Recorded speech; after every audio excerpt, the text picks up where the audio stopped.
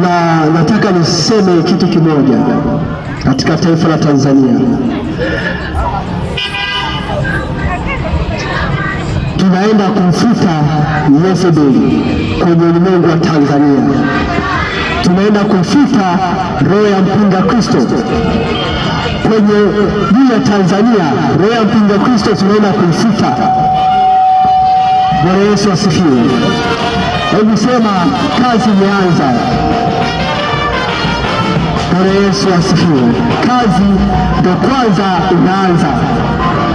Huyo Yezebeli tunaenda kumfuta kwenye ulimwengu wa siasa. Yezebeli tunamfuta kwenye ulimwengu wa dunia. Yezebeli tunamfuta kwenye uso wa nchi. Bwana Yesu asifiwe.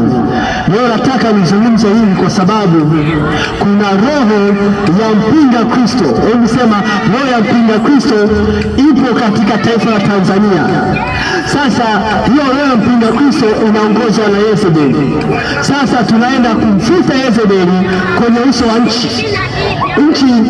Nchi inayotawaliwa na Yezebeli, tunamfuta Yezebeli kwenye uso wa nchi. Tunamfuta Yezebeli kwenye ulimwengu wa siasa. Tunamfuta Yezebeli, tunamfuta kabisa. Bwana Yesu asifiwe. Sasa nataka tuendelee kuomba kwa ajili ya hili swala.